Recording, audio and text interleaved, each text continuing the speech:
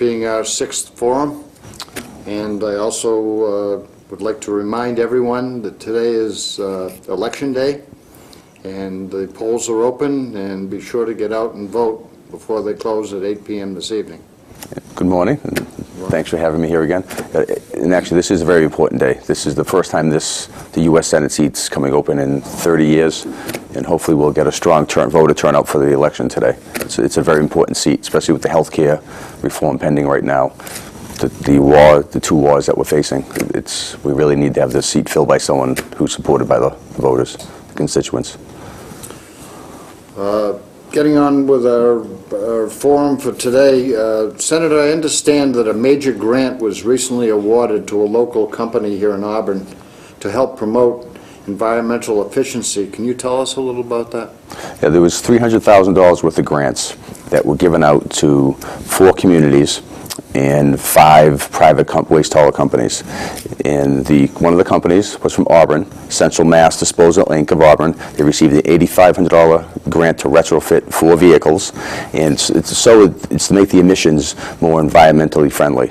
32 of the communities served by these vehicles are environmental justice areas, and 29 of the communities have pediatric asthma rates that are above the statewide incident level of 10%. So the grants are very important, and the funding's coming from ARA funding and a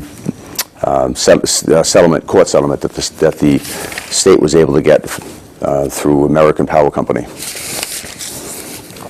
The Senate recently passed major legislation regarding education reform in the Commonwealth, which you voted to pass. You also filed some amendments to the legislation which were adopted. Can you tell us about the legislation and what changes you were able to make to them? Well, it's basic education reform, and what we did was there's federal legislation or federal funding. It's called Race to the Top funding. And by making the reforms that we did, the state will be in the forefront, or one of the top states positioned to possibly receive this funding, which could be up to $150 to $200 million. One of the amendments that I supported had to do with, there was language in there that would penalize a community in their local Chapter 70 local aid, Chapter 70 funding, if they were deemed to be underperforming, and I was able to get that language removed.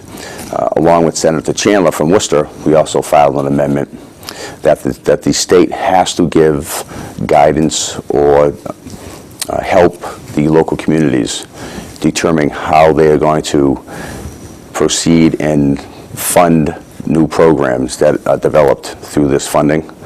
One fear we had was that we would do these reforms, and then 2 years from now, after the funding, or 3 years from now, after the funding is gone, you're going to have local cities and towns who've created new programs, and there's going to be no way for them to fund them. So the state is mandated that we have to provide assistance to cities and towns in developing and finding ways to fund these programs. Okay, what about the act relative to education reform, Senate Bill number 2205?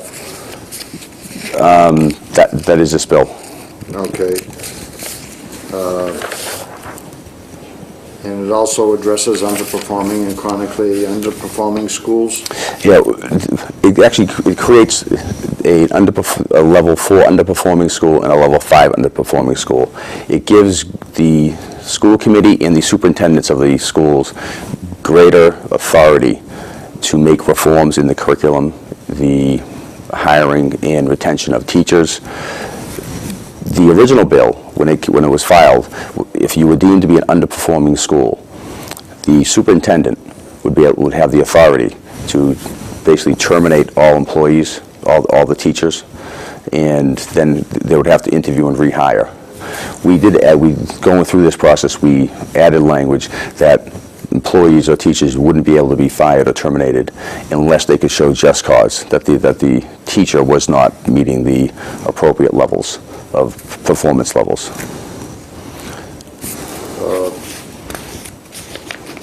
And it also does create innovation schools, and Horace Mann schools gives greater authority to the municipality for creating Horace Mann schools, which are, again, overseen by the school committees.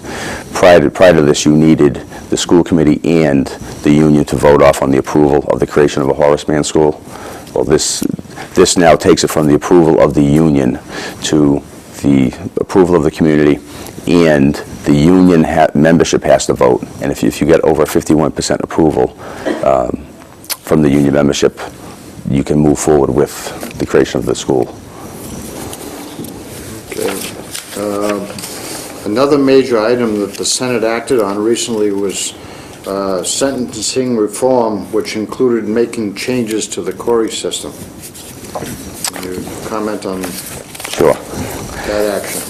Well, the bill is aimed at trying to reduce recidivism. And that we know right now with the budget crisis we're facing and the challenges, we've got correctional facilities, state, DOC, and sheriff's office, sheriff's departments right now that are overcrowded. I think sheriff's office, the average is 130% to 180% of overcrowded facilities. So what we've done is we're looking at a re-entry type program, step-down type programs. Sheriffs were given the authority to expand their electronic monitoring, where prior to this, sheriffs could only do it for inmates that were sentenced. That means they've gone through court, they've been found guilty. This now gives the sheriffs the authority to, if you're awaiting trial, they can put inmates on bracelet programs. And actually one amendment which I did have adopted by this program was giving the sheriffs the authority now to have the individuals on the electronic monitoring, actually charge them the fee for the monitoring. So now it's the sheriff's office or the state will not be covering that cost. There's a program in California that basically, as the person is processed or goes through the intake process, a lot of these individuals still have jobs, still have places to live. And if we can get them back out there in these facilities, we can put them on house arrest programs and allow them to go to work so they can then they can cover the costs of their house arrest programs. And the cost on this program could be $2,500 a year on electronic monitoring, where the cost to incarcerate an individual on a yearly basis is $43,000. So we're drastically reducing the cost. Yeah, there's a big difference. We also, in this, another amendment I supported was the review of the bail process to allow prosecutors to present relevant evidence for consideration before bail is set. There was an issue about a year ago where the DA's office actually had refused or actually fought someone going on bail, being put on bail. It went to Superior Court. A judge revised the no bail and allowed someone to go out on bail, and then the person ended up going out and committing a very heinous crime. So the DAs were actually very supportive of this. One of the points that you have is creating of a new offense for using Corey to commit a crime against an individual or engage in harassment of an individual, punishable by imprisonment in jail or house correction, not more than a year, or a $5,000 fine, or both. Yeah, the Corey is the system that people go in and check your record. If you've been convicted, you have a criminal histories background, and a lot of people with records have made the argument that they've had problems getting jobs because of their Corey. So the intent of this was to put restrictions on it. Law enforcement was not affected. Law enforcement can still go in and get all the information they need, but this restricts employers to certain information. And just as you're saying, some of the changes made, we increased the sanctions for knowingly misuse or communication of Corey information. We created a new offense for using Corey to commit a crime. We provided liability protection for employees who use Corey's system if the decision is made within 90 days of obtaining the report, providing law enforcement with increased protections for allegations of improper use of Corey. It also requiring agencies and employers relying on criminal histories from the Corey system to provide copies to the individual. recently had, and this is aside from what we have here that we're discussing, we had an individual that was before us that was looking to do something by way of enhancing a business that he was trying to start up. And upon checking and doing a query check, the police department found that this individual had, a record going back at some time period. How long does that stay with the individual forever, or does it, at some point, do you know if that gets wiped out, eliminated? Well, previously, prior to this, well, this law hasn't, currently the law right now is it does not get wiped out. The individual can petition the court to have it removed. This law would allow a misdemeanor after 5 years, the person to go in. If there's been no other convictions or no other incidents, the person can go in after 5 years and have a misdemeanor removed from their record, and 10 years for a felony. Currently, that does not happen, and that's the issue we're having. Individuals are trying to get back, getting released. They're not getting in. They're not having repeat incidents, and they're having problems getting jobs. So it is an issue that we're trying to address. Last month, we've observed Veterans Day. In honor of that occasion, the legislature passed an expansion of the benefits available to veterans. What were some of the items included in that bill? Well, the legislation is the act to provide benefits for veterans and service members, and it expands the opportunities to the veterans. It's called currently the Welcome Home Bill, allows for service members to obtain a $1,000 bonus for an overseas deployment. This can only be collected once, despite redeployment. The legislation also will allow for service members, provided that the current funding remains available, to collect up to 50% of that bonus upon each additional return home. The legislation also allows state licensing boards to draft regulations to exempt honorably discharged veterans from certain requirements that they need to obtain professional licenses based on skills that they may have acquired during their military service.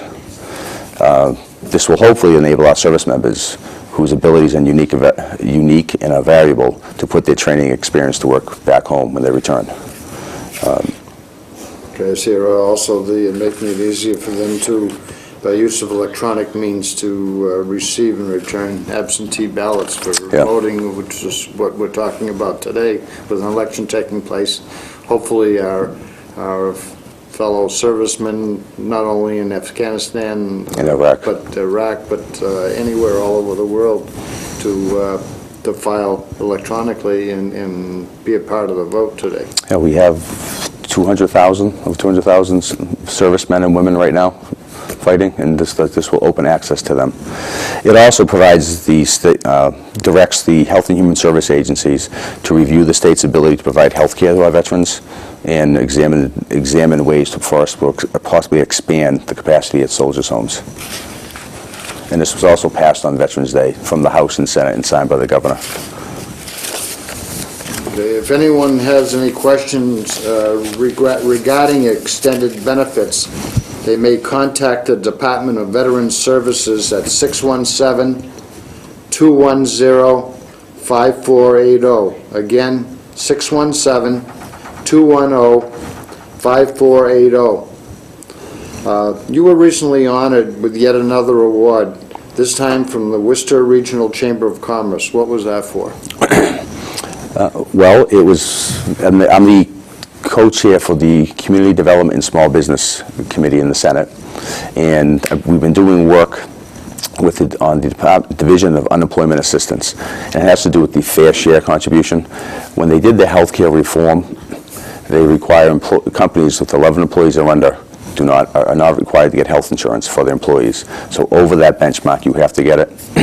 What's been happening is, last January, companies were, prior to January, you had to meet the 33% premium or have a 25% uptake rate. That means 25% of your employees had to have health insurance.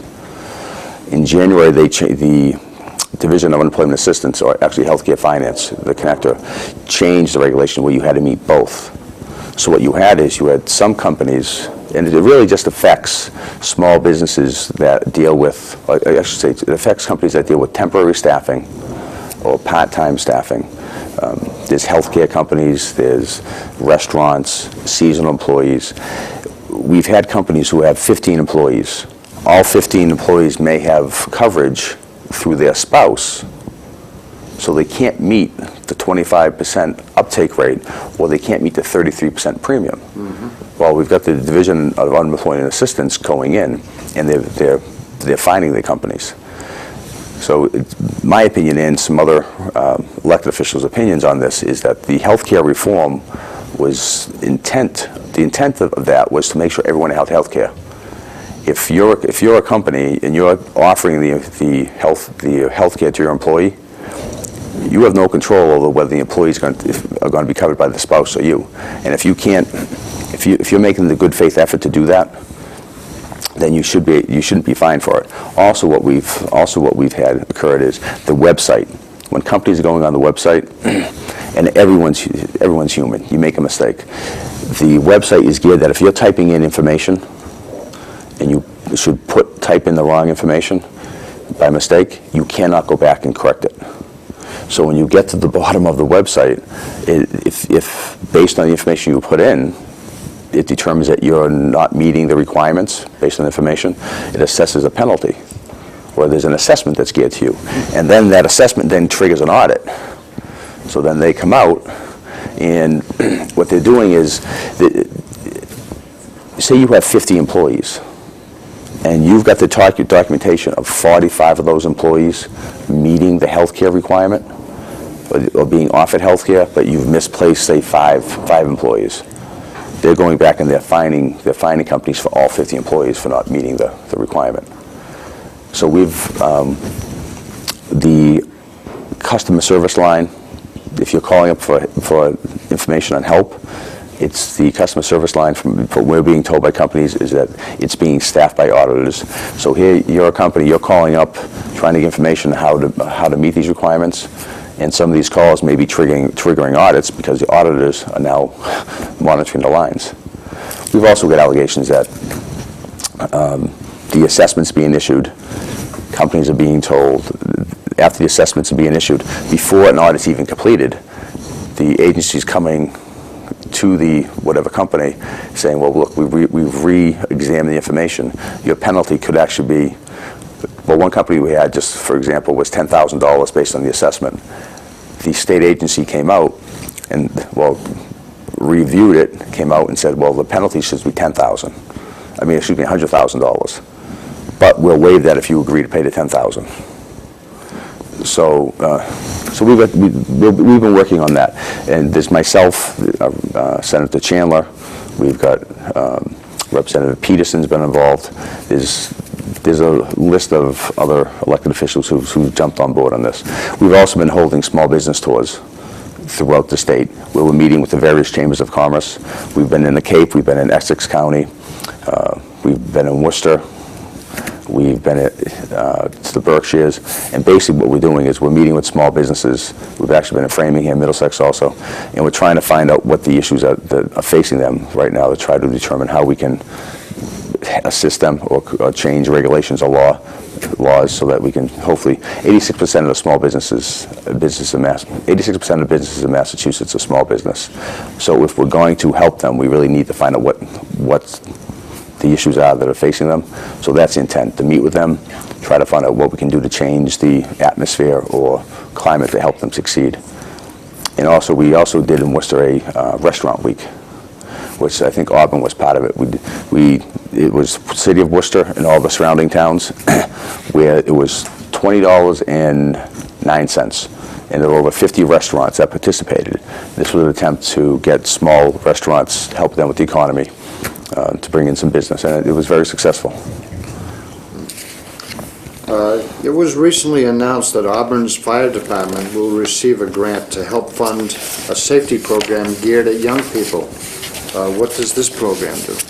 Well, it was a $2,300 grant, and it's the SAFE program, which was established in 1996, and it's to educate children and students about fire and health hazards of smoking-related materials.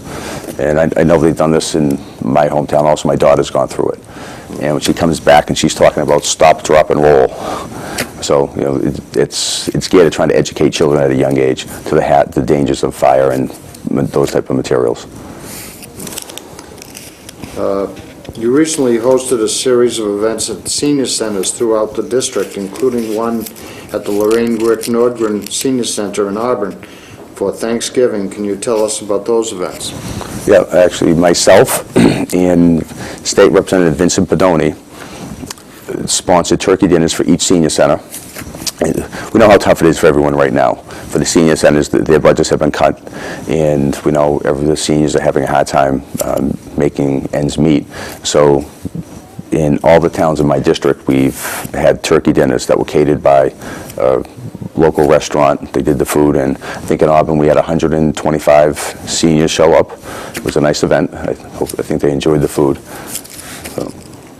And actually, we had several of the elected officials come and serve the turkey to the seniors and interact with them.